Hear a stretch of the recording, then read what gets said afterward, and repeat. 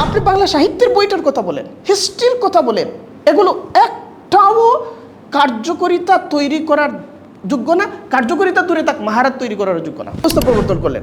আমরা বলি আপনি কোন মাদ্রাসায় পড়েন, আমি দর্শে নিজামী মাদ্রাসায় পড়ি। আমরা মিথ্যা বলি। লোকেরা বলে উনি আনকমন কথা বলে, ওনার মধ্যে কোনো সমস্যা আছে, যথেষ্ট সমস্যা আছে। এবং সব রায় তো এখন ফেসবুকে। কি খ্রিস্টান রাষ্ট্রগুলো সবচেয়ে ভালো বিশেষজ্ঞ নেবার জন্য মুসলিম জামাই এগুলো তালাশ করতো। এখন আমরা বলি আমরা অতীতে এই মহান ছিলাম, আমরা এই মহান পূর্বপুরুষের সন্তান। আরে ভাই, এই সমস্ত গল্প শুনে কি করবেন? এখন কি করছেন সেটা হলো কথা।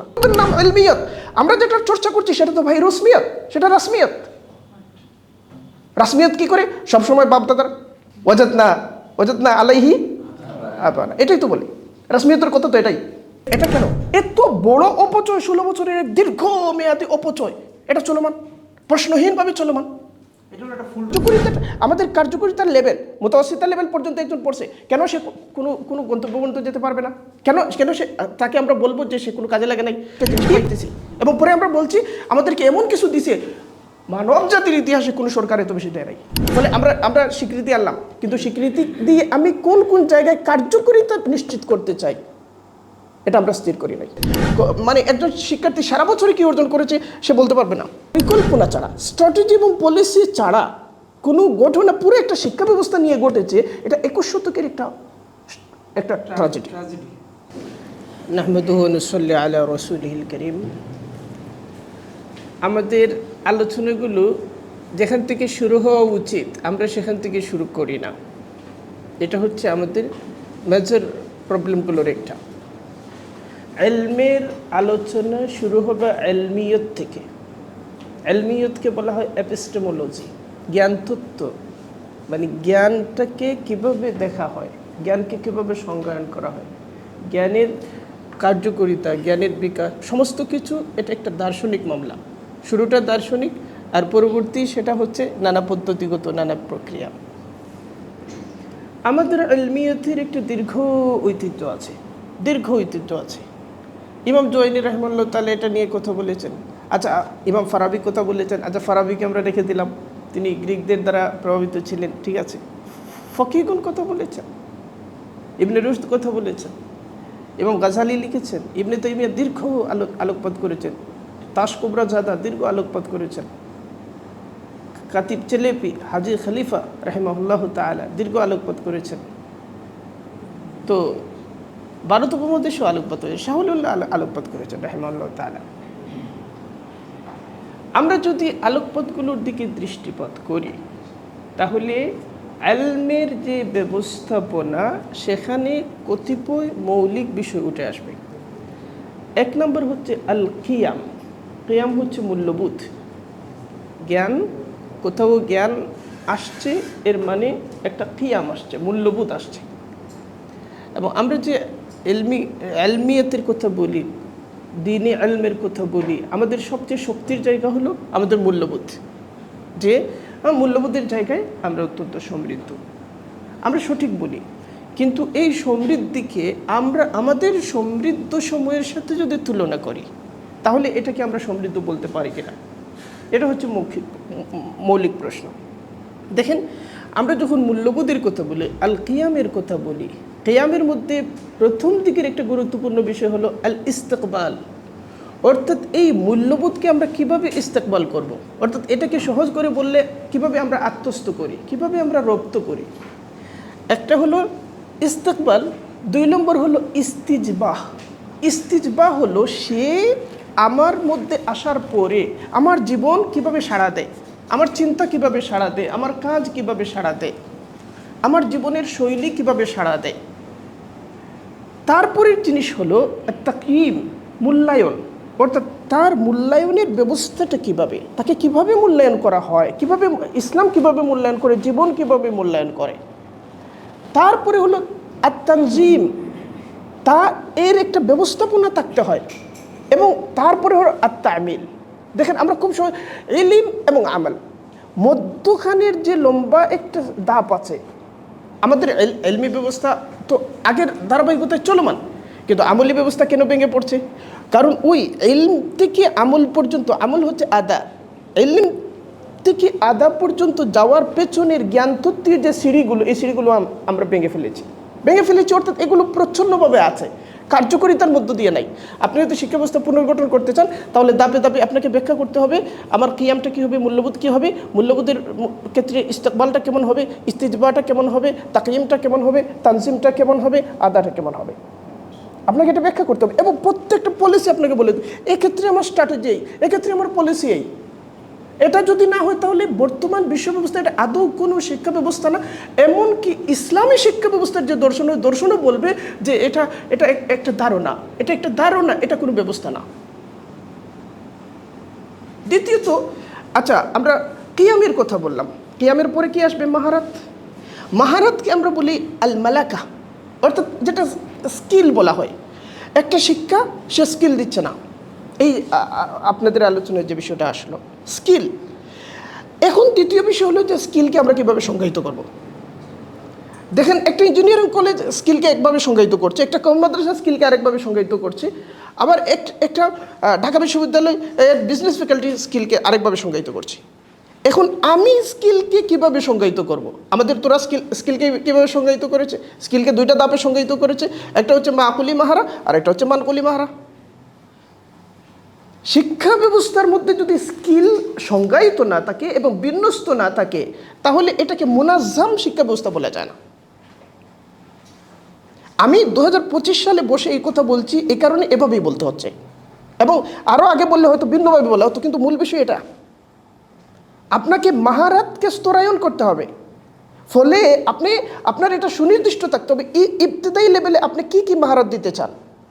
এই স্তরায়নের মধ্য দিয়ে এটাও আসবে যে ইবতেদায়ী লেভেলে যখন মহরম থেকে ক্লাস শুরু হচ্ছে, মহরম থেকে না, কোন মাস থেকে? শাওয়াল থেকে ক্লাস শুরু হচ্ছে, প্রথম মাসে আমি কি দিতে চাই, দ্বিতীয় মাসে আমি কি দিতে চাই, এমনকি এই আজকের ক্লাস থেকে আমি কি দিতে চাই, সেটা পর্যন্ত আসবে।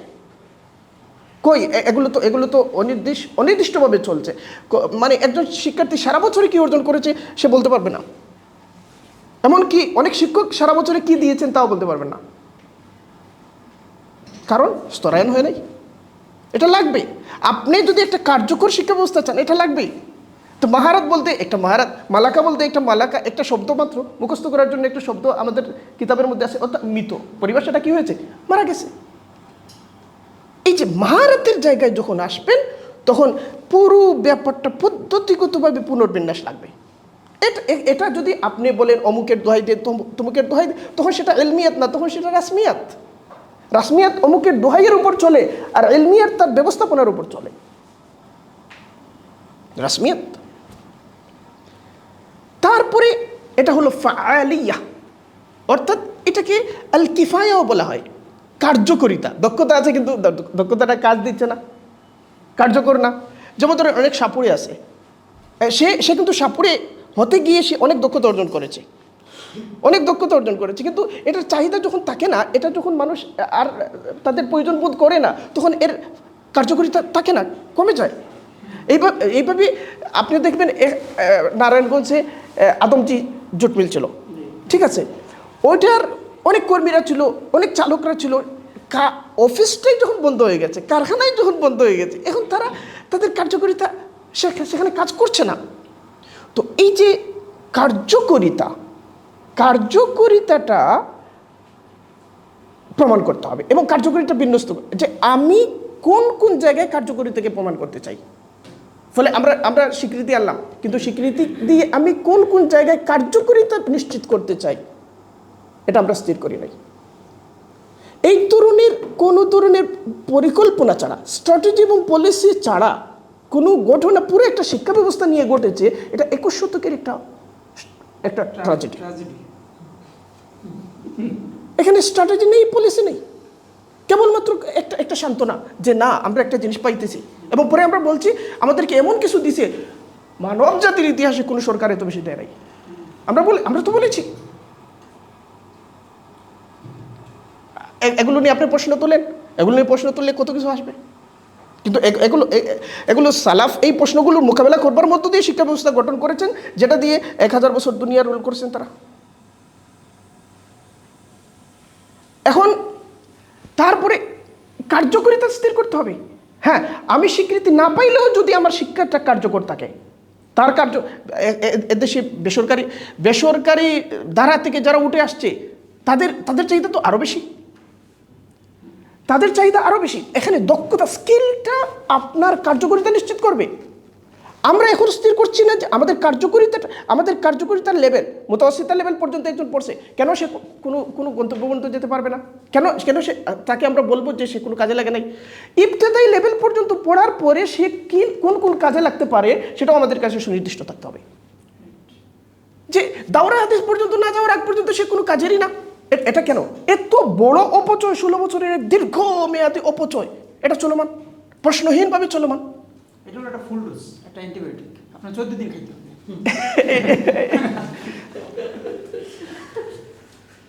এটা এখানে ফাআলিয়া থাকতে হবে, নতুবা এই শিক্ষা হিন্দুদের এখানে টুল ছিল, হিন্দুদের যে শিক্ষা ব্যবস্থা ছিল এটা টুল ছিল, টুলকে তারা বিশ্ববিদ্যালয়ের সাথে কলেজ স্কুলের সাথে একীভূত করে ফেলেছে, ফাআলিয়া নিশ্চিত করতে পারছিল না। এই মাসআলায় এসে তারা আটকে গেছে, ফাআলিয়া নিশ্চিত করা যাচ্ছে না, যেটা কোথায় কাজ করবে, কার্যকরিতা কি। তারা বলছে আমরা ধর্ম শিখাবো, বলা হয় এই যে রাজা রামমোহন রায় বলেছেন এটা তো স্কুল থেকেও শেখানো যায়। তারা বলছে আমরা মূল্যবোধ দিয়ে করবো, তিনি বলছেন যে মূল্যবোধের এই দাবগুলো তোমাদের মধ্যে নাই কেন? ঈশ্বরচন্দ্র বিদ্যাসাগর, যাকে তারা বিদ্যাসাগর বলছে, এই তর্কগুলোর মধ্যে দিয়ে এসেছে। পরে হিন্দু থিওলজি তাদের আধুনিকতার অভিপ্রায়ের কাছে হার মেনেছে। আমরা বলছি না, আমাদের থিওলজির কাছে আমাদের অভিপ্রায়, আমাদের থিওলজির অনুশাসনে চলবে অভিপ্রায়, কিন্তু ওই থিওলজির প্র্যাকটিস থেকে যে সমস্ত নীতি এবং সূত্র বেরিয়ে আসে, সেই সূত্রগুলোকে আমরা কেন ভুলে যাব? এই সূত্রগুলোর সমন্বিত রূপের নাম ইলমিয়াত। আমরা যেটা চর্চা করছি সেটা তো ভাই রসমিয়াত, সেটা রাসমিয়াত। রাসমিয়াত কি করে? সবসময় বাপদাদার ওয়াজাদনা আলাইহি আবানা, এটাই তো বলি। রাসমিয়াতের কথা তো এটাই তো। এখন তারপরে হবে কাদার হলো, এটাকে সহজে বললে ভ্যালু। একটা শিক্ষা ব্যবস্থা, প্রত্যেকটা শিক্ষা একটা ভ্যালু নিয়ে আসে। যদি সে ভ্যালু নিয়ে না আসে তাহলে সে শিক্ষা না। এই ভ্যালুর একটা রুহানি অর্থ থাকবে, এই ভ্যালুর একটা আমলি অর্থ থাকবে, এই ভ্যালুর একটা মানে সাংগঠনিক অর্থ থাকবে, বাস্তব জীবনগত অর্থ থাকবে, নানা অর্থ থাকবে। এখন কওমি মাদ্রাসার শিক্ষা থেকে আসার পরে, যেমন ধরেন আমাদের সোনালী সময়ে আমাদের যে শিক্ষা ব্যবস্থা ছিল তার ভ্যালুটা কেমন ছিল? ভ্যালুটা এমন ছিল যে সেনাবাহিনীতে কাউকে নেওয়া হবে, কোথা থেকে নেওয়া হচ্ছে? সবচেয়ে ভালো জামিয়া থেকে নেওয়া হচ্ছে। বাংলার সোনারগাঁ মাদ্রাসায় পড়েছেন দুই সহপাঠী, একজন হলেন নূর কুতবুল আলম আর আরেকজন হলেন গিয়াসউদ্দিন আজম শাহ। নূর কুতবুল আলম তাসউফে গেছেন এবং দার্সিয়াতে গেছেন, তিনি বাংলার সমাজের চালক।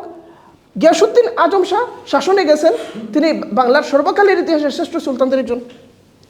এই শিক্ষা থেকে এখানে জাহাজ উৎপাদন হইতো, কোথা থেকে হইতো? এই উৎপাদনের পেছনে জ্ঞান তো থাকতে হয় না? এখানে এত ভালো একটা অর্থনীতি ছিল, এই অর্থনীতির পেছনে ব্যবস্থাপনা ছিল, ব্যবস্থাপনার পেছনে কি ছিল? জ্ঞান ছিল। এই জ্ঞানগুলো এই মাদ্রাসা থেকে এসছে। ফলে দেখেন, এমনকি খ্রিস্টান রাষ্ট্রগুলো সবচেয়ে ভালো বিশেষজ্ঞ নেবার জন্য মুসলিম জামাই এগুলো তালাশ করতো। এখন আমরা বলি আমরা অতীতে এই মহান ছিলাম, আমরা এই মহান পূর্বপুরুষের সন্তান। আরে ভাই, এই সমস্ত গল্প শুনে কী করবেন? এখন কি করছেন সেটা হলো কথা। অতীতে এরা যে মহান হয়েছিলেন কিসের মধ্য দিয়ে? ফলে আপনার ভ্যালুটা তাহলে 1 নম্বর হলো কিয়াম, 2 নম্বর হলো মাহারা মালাকা, 3 নম্বর হলো ফাআলিয়া, অর্থাৎ যেটাকে আমরা আল কিফায়া বলতে পারি, 4 নম্বর হলো আল কাদার। আচ্ছা, এই যে মাহারাটাকে আমরা কীভাবে বুঝবো? মাহারা অত্যন্ত জরুরি, যে দক্ষতা। এখানের মধ্যে মারিফাত, মাহারাতের প্রথম ধাপ হলো মারিফা, দ্বিতীয় ধাপ হলো তামরিনটাকে এত বেশি শাখা প্রশাখায় বিভাজিত করা হয়েছে। শুধু তামরিনের উপর বর্তমান বিশ্ব ব্যবস্থায় তামরিনের উপর আপনি যদি গবেষণা করেন, আপনি 25 বছর গবেষণা করতে পারবেন, আপনি 10টা ডক্টরেট নিতে পারবেন শুধু তামরিনের নানা ধারা এবং ধরনের উপর। এত কাজ করা হয়েছে। আমরা তামরিন বলতে আমাদের কাছে তামরিনের একটা অর্থ আছে, আমরা আটকে রেখেছি এইসব জায়গায়। হ্যাঁ 50টা তামরিন করলে এই আটকে থাকার ফলে কি হয়? হ্যাঁ, আপনি তামরিন হচ্ছে, আটকে থাকার ফলে তাতবিক হচ্ছে না।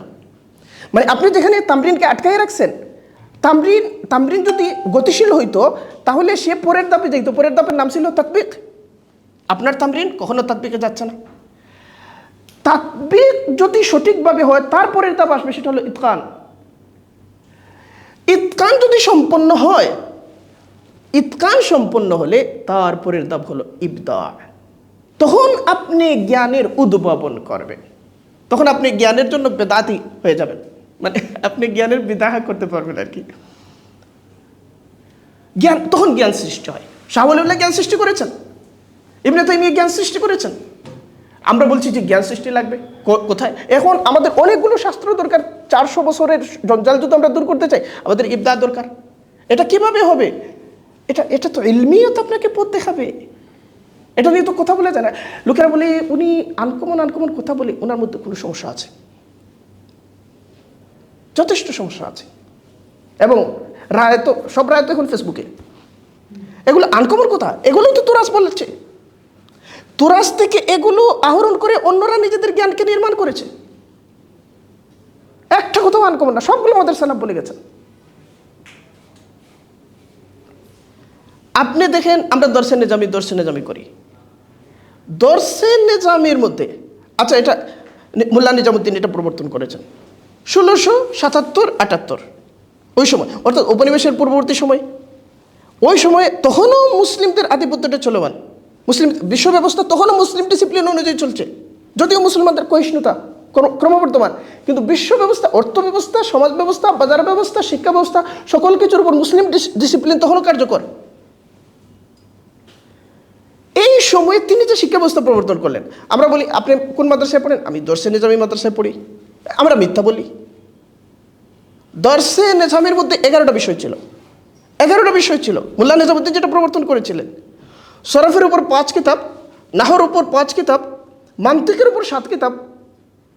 সরফে 5, নাহর উপর 5, মান্তিকের উপর 7 কিতাব, হিকমা ফালসাফার উপর 3 কিতাব। হিকমা আপনি আজও খুঁজে দেখেন এই কিতাবগুলোর নাম তালিকা বিস্তারিত আছে। রিয়াজিয়াতের উপর 5 কিতাব। গণিত, আপনি গণিত বাদ দিয়ে বিশ্বকে বুঝবেন আদৌ সম্ভব না। এই রোমটা তৈরি করেছে একটা গাণিতিক সূত্র অনুযায়ী। মাদ্রাসাওয়ালারা বলবেন আমরা তো গণিত পড়াই, আমাদের এখানে সব কিছু আছে, ইংরেজিও আছে। আমরা তো জানি কি কেমন আছে, ইংরেজি শিক্ষক আর মাদ্রাসার বাবুর্চি, অনেক সময় ইংরেজি শিক্ষকের চেয়ে বাবুর্চির মর্যাদা বেশি। আমরা তো জানি কেমন আছে বিষয়টা, তাই না? এরকম না কি একটা নাম কাওয়াস্তি ঘন্টা, এটার কোনো কার্যকারিতা নেই। এবং এই বইগুলোর দিকে দেখলে মাথা ঘুরে যায়। বইগুলোর যে অবস্থা, ভূগোল, আল্লাহ নাম দেওয়া হয়েছে ভূগোল। এটা তো মানে ইমাম হামামি রাহিমাহুল্লাহ তাআলা, যিনি মুজামুল বুলদান লিখেছেন, তিনি যদি দেখেন মুসলিম জ্ঞানের পরিচয় দিয়ে এই ধরনের বইগুলোকে তারা ভূগোল শিরোনাম দিচ্ছে, তিনি আফসোস করবেন, কবরে বসে আফসোস করবেন। আমাদের পূর্ববর্তী এই শাস্ত্রগুলো কত সমৃদ্ধ চর্চা করেছেন। আপনি গণিতের কথা, প্রত্যেকটা, আপনি বাংলা সাহিত্যের বইটার কথা বলেন, হিস্ট্রির কথা বলেন, এগুলো একটাও কার্যকারিতা তৈরি করার যোগ্য না। কার্যকারিতা দূরে থাক, মাহারাত তৈরি করারও যোগ্য না। খুব শক্ত কথা বললাম। আপনারা ইউটিউব দেবেন, কি বলবে লোকেরা? আচ্ছা বলুক। রিয়াজিয়াতের উপর 5 কিতাব। আরে দেখেন, রিয়াজিয়াতের কিতাবের মধ্যে উকলিদস পড়ানো হতো। উকলিদস মানে কি? ইউক্লিডের জ্যামিতি পড়ানো হইতো। ইউক্লিডের জ্যামিতি পড়িয়ে শাহ ওয়ালিউল্লাহ হয়েছেন। পড়া লাগছে? আপনি কিছু পড়াচ্ছেন না, আপনি চান আপনার ছেলেটা শাহ ওয়ালিউল্লাহ, আপনি বলতেছেন যে হ্যাঁ শাহ ওয়ালিউল্লাহ হইতে পারছ না?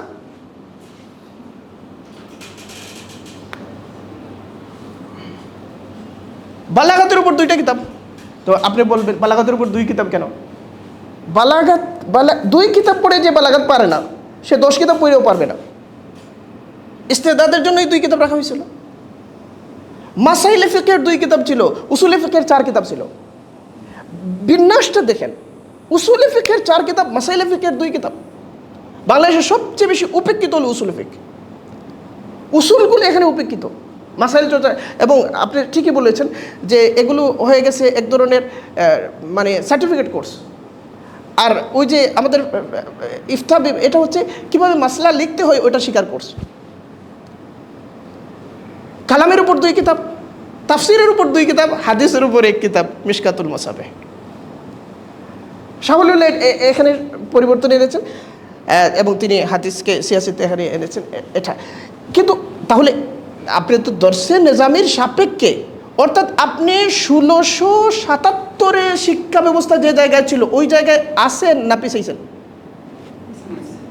অবধারিতভাবে পিছাইছেন। অর্থাৎ আপনি 1677-এও না,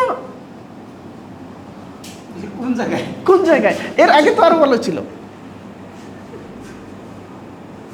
আপনি বলছেন স্বীকৃতি, স্বীকৃতি আসলে কি এই খোলাপথের তো আদৌ কোনো দাম নেই। স্বীকৃতি দিয়ে আমি কি করবো? আমার কার্যকারিতা দরকার।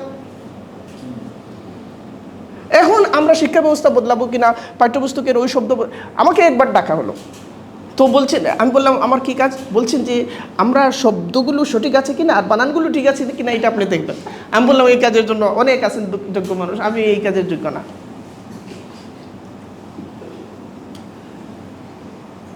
এখানে ওইটা রাখা হবে, ওই পৃষ্ঠা থাকবে না, ওইটা ওই অধ্যায় থাকবে। এই ব্যাপারটা হলো পুরা ডিসিপ্লিন, পুরা ডিসিপ্লিন। এটা নিয়ে আমরা কথা বলছি। এটা যদি আরো 10 বছর পরে, 20 বছর পরেও যদি বাস্তবে আসে, তাহলে আমাদের অন্যান্য সমস্ত কিছুর মধ্যে এর প্রভাব পড়বে। ওয়া আখিরু দাওয়ানা আলহামদুলিল্লাহি রাব্বিল আলামিন।